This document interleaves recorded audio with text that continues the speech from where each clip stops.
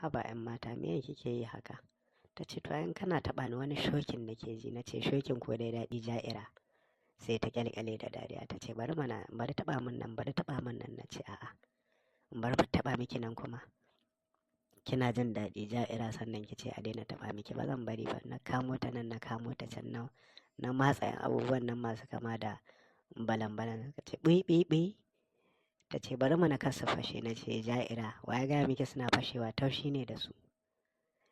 Na jawo ta jikina na ƙanƙame ta. Ta zille nan ta zille can, in kamo ta cikin wayo da dabara na saƙa hannuna cikin riganta. Na sassaƙa hannuna cikin riganta na damƙo su. Ta ce daina matsawa sosai, in ka matsa sosai bana jin daɗi. Na ce yanzu kika fara magana. Na ci gaba da matsa mata su cikin ƙwarewa, ina murza mata kansu. Sai ta fara sakin jikinta tana turo min ƙirjin. Can da kanta ta ce min tsayin yara. Na sake ta. Ta kwaɓe hijabinta, ta ja zip ɗin riganta, ta sauke riganta kafaɗa. Kawai ta turo min ƙirjin gasu nan ta buɗe su. Na kalla, na tsotsa, na murza, na matsa. Kawai sai ajiyar zuciya take, sai wani turo min ƙirjin take. Sai turo min su take tana kama kaina tana matsawa akan ƙirjinta. Ana haka kawai sai na tashi tsaye. Na miƙe da ita tsaye, ta miƙe. Ina tsotsa, ina matsawa da hannuna ɗaya, yayin da ɗayan kuma nake shashafa jikinta da bayanta da sauransu. Na ci gaba da shafawa. Da kanta na ji ta kwance zaninta, ta sake zanin ya faɗi ƙasa.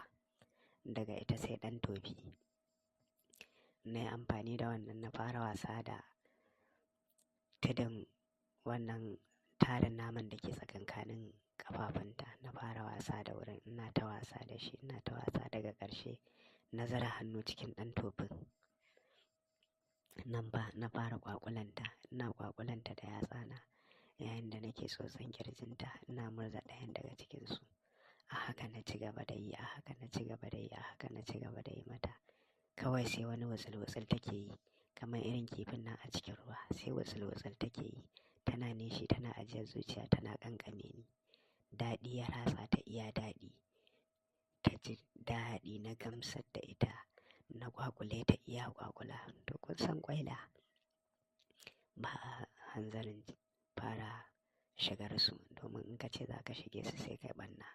Ga su da ƙarfin sha'awa amma ba ƙofa, sai da dabara. Kuma ga shi ɗakin babu basilin balle in yi amfani da basilin ɗan daddanna mata ko in goga.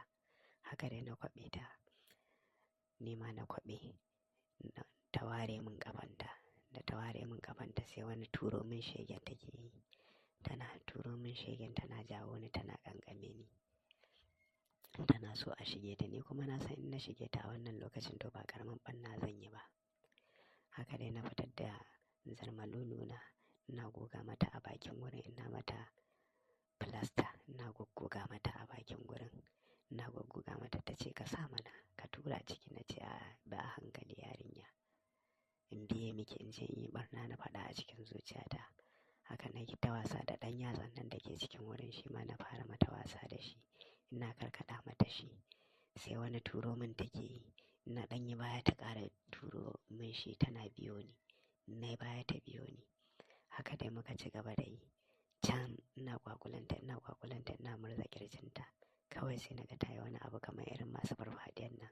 Ashe kawowa ta yi. Kawai sai ta baje a ƙasa.